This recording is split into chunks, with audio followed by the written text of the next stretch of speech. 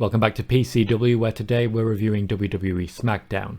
Stay tuned for more information on Cesaro's sink or swim moment, the future of the IC title scene, and why the card was booked the way that it was this week. Hello everyone, I'm PCW's Tom Collihue, and Smackdown this week was built around the central premise of Daniel Bryan's career being lost if he lost a match with Roman Reigns for the Universal Championship. The purpose of this is not necessarily for Daniel Bryan, but to continue a build towards Roman Reigns vs Cesaro at WrestleMania Backlash.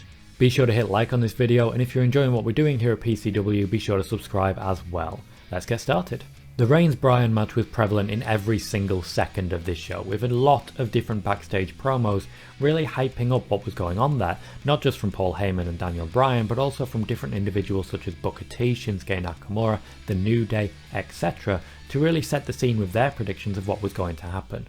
This was also Roman Reigns' first SmackDown match this year. Bianca Belair opened the show in what was essentially the #1 draw spot. By and large, the opening minutes of the show were always the highest rated, so this is a very good look for Bianca Belair.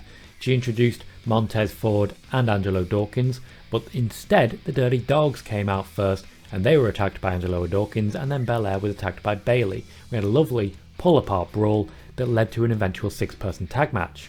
The tag match was short and sweet and basically focused largely on the men and the individual tag teams, but we did get some very good moments for Belair and Bayley.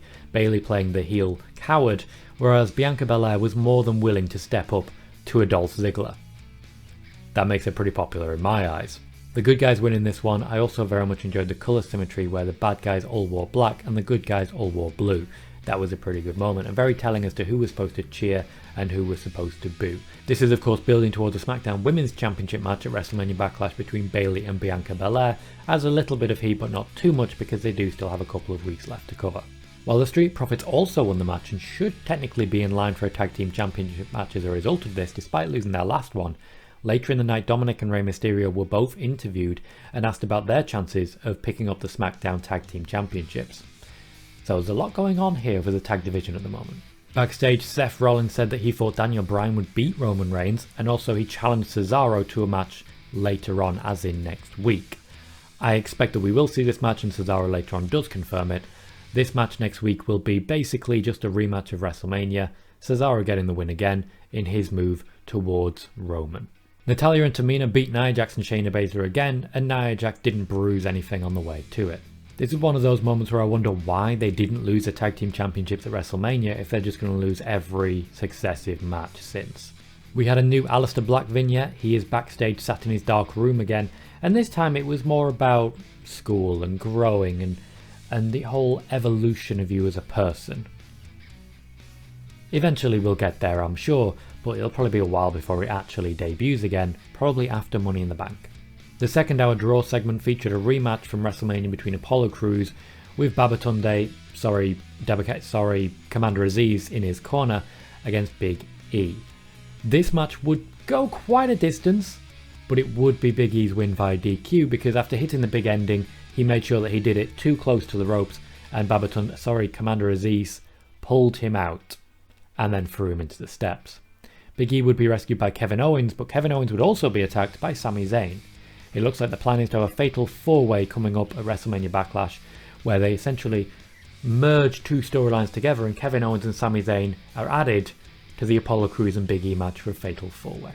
Look forward to a Big E and Kevin Owens versus Apollo Crews and Commander Aziz match in our near future, depending on if they're willing to have Commander Aziz actually formally debut in the ring, because so far his only actual match that he's wrestled has been the Greatest Royal Rumble.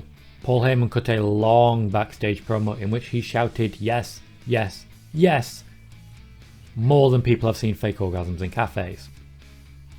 He chose the right moment to say no though. Finally, with 40 minutes remaining of the show, Roman Reigns and Daniel Bryan began to make their entrances. Roman Reigns has brand new music, somewhat reminiscent of Bayley's from where I'm sitting, but a welcome change that still contains a bit of the heavy guitar in there, just lightly in the background, not so heavy, but there nonetheless. Daniel Bryan did come out first, looking nervous in this, which is the right way to play it. The match itself was extremely good, easily match of the week, way ahead of what Drew McIntyre and Braun Strowman did, and that was actually quite a good match. Unfortunately, because it was 40 minutes long, it essentially had commercial break fever. There were 3 or 4 commercial breaks during this, and it took all the joy out of the moment, and in the end was just really painful viewing to really sit through. They really picked it up late on, and it really kicked into gear once all the commercial breaks had finished, which meant we could actually enjoy what was happening, and the quality was clearly there. Daniel Bryan hit his big psycho knee, but Roman Reigns did get to the ropes. Daniel Bryan also kicked out of the spear, but was eventually put out of action by a guillotine, Daniel Bryan passing out, and that was that. After the match, Roman continued the attack.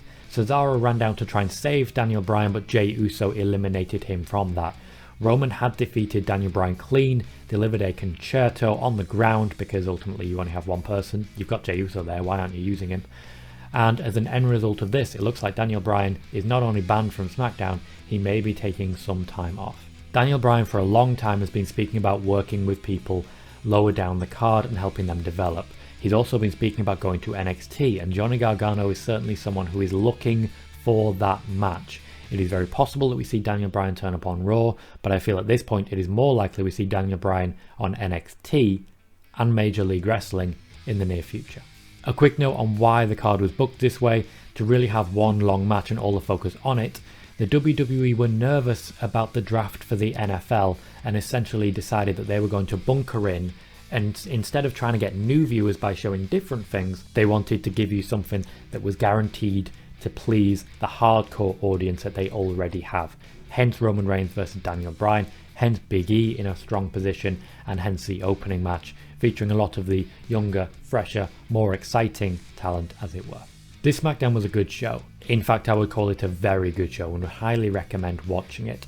The build constantly for the main event was extremely good. The backstage promos really added to everything that was going on, and the match quality was very, very high. There were multiple titles on the line, and the fact that Natalya and Tamina have won once again over the tag team champions suggests that that's a match we're going to see at WrestleMania Backlash, so there was plenty of build towards that pay-per-view. The main event of that pay-per-view does not look like it's going to be Roman versus Cesaro, however.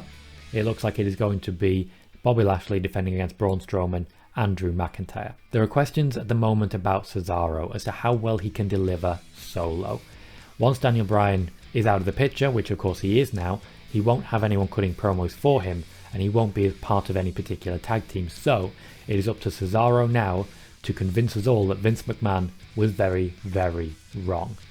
I've been Tom Collihew. Let me know what you thought of SmackDown down in the comments, and I will see you next time.